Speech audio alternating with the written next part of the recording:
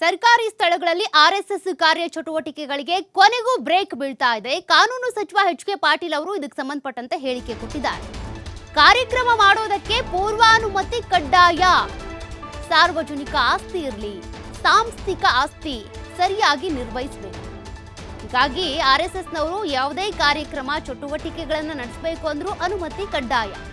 ಕಾರ್ಯಕ್ರಮ ಮಾಡೋದಕ್ಕೆ ಅವಕಾಶ ಇರುತ್ತೆ, ಅವಕಾಶ ಇಲ್ಲದೆ ಮಾಡಿದ್ರೆ ಕ್ರಮ ಅಂತ ಅಂದರೆ ಅನುಮತಿ ಪಡ್ಕೊಂಡ ನಂತರ ಅವ್ರ ಕಾರ್ಯಕ್ರಮವನ್ನು ಮಾಡ್ಕೊಳ್ಬೇಕಾಗತ್ತೆ. ಹಾಗೆ ಏಕಾಏಕಿಯಾಗಿ ಕಾರ್ಯಕ್ರಮ ಮಾಡುವಂತಿಲ್ಲ. ಸಂಸದೀಯ ಮತ್ತು ಕಾನೂನು ಸಚಿವರಾಗಿರುವಂತಹ ಎಚ್.ಕೆ. ಪಾಟೀಲ್ ಅವರು ಪ್ರತಿಕ್ರಿಯೆ ಕೊಟ್ಟಿದ್ದಾರೆ.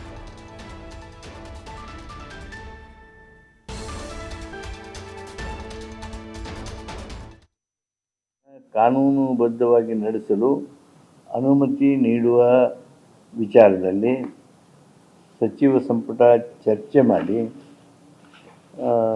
ರಾಜ್ಯ ಸಚಿವ ಸಂಪುಟ directs the departments to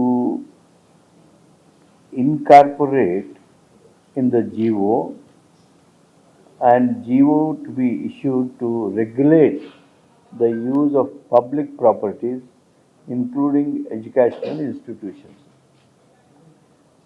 ಸರ್ಕಾರ ಸಂಬಂಧಿಸಿದವರಿಗೆಲ್ಲ ಸರ್ಕಾರಿ ಆದೇಶ ಹೊರಡಿಸಿ ಸಾರ್ವಜನಿಕ ಆಸ್ತಿ, ಸಾಂಸ್ಥಿಕ ಆಸ್ತಿ ಇವುಗಳನ್ನು ಸರಿಯಾಗಿ ನಿರ್ವಹಣೆ ಉಪಯೋಗಿಸುವ ದೃಷ್ಟಿಯಿಂದ ಹಾಗೂ ಯಾವುದೇ ರೀತಿ ಟ್ರೆಸ್ಪಾಸ್ ಆಗದ ಹಾಗೆ ಶಾಲೆ ಕಾಲೇಜುಗಳನ್ನು ಮೊದಲು ಮಾಡಿಕೊಂಡು ಅವುಗಳನ್ನು ಸರಿ ಉಪಯೋಗ ಆಗೋದಕ್ಕೆ ರೆಗ್ಯುಲೇಟ್ ಮಾಡೋದಕ್ಕೆ ರಾಜ್ಯ ಸಚಿವ ಸಂಪುಟ ತನ್ನ ನಿರ್ದೇಶನ ನೀಡಿದೆ. ಅನುಮತಿ ಪಡೆದು ಮಾಡಬಹುದು. ಅದಕ್ಕೆ ಇರ್ತಕ್ಕಂಥ ವ್ಯಾಪ್ತಿ, ನೀತಿ, ಯಾವ ಕಾರ್ಯಕ್ರಮ, ಏನು ಕಾರ್ಯಕ್ರಮ ಅವನ್ನೆಲ್ಲ ತೋರಿಸಿ A detailed GO will be issued. ದೂರುಗಳು ಬಂದಿವೆ, ಟೀಕೆಗಳು ಬಂದಿವೆ, ಕೆಲವು ಪತ್ರಿಕೆಗಳಲ್ಲಿ ಬಂದಿವೆ. ಅವನ್ನೆಲ್ಲವನ್ನ ಗಮನಿಸಿಕೊಂಡ ಒಳಾಡಳಿತ ಇಲಾಖೆ, ಖಾಸಗಿ ಸಂಘ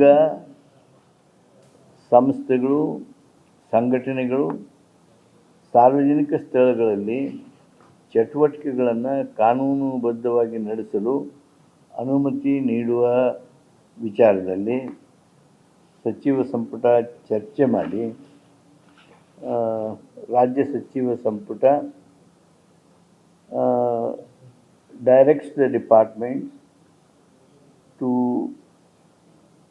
incorporate in the GO and GO to be issued to regulate the use of public properties including educational institutions. ಸರ್ಕಾರ ಸಂಬಂಧಿಸಿದವರಿಗೆಲ್ಲ ಸರ್ಕಾರಿ ಆದೇಶ ಹೊರಡಿಸಿ ಸಾರ್ವಜನಿಕ ಆಸ್ತಿ, ಸಾಂಸ್ಥಿಕ ಆಸ್ತಿ ಇವುಗಳನ್ನು ಸರಿಯಾಗಿ ನಿರ್ವಹಣೆ ಉಪಯೋಗಿಸುವ ದೃಷ್ಟಿಯಿಂದ ಹಾಗೂ ಯಾವುದೇ ರೀತಿ ಟ್ರೆಸ್ಪಾಸ್ ಆಗದ ಹಾಗೆ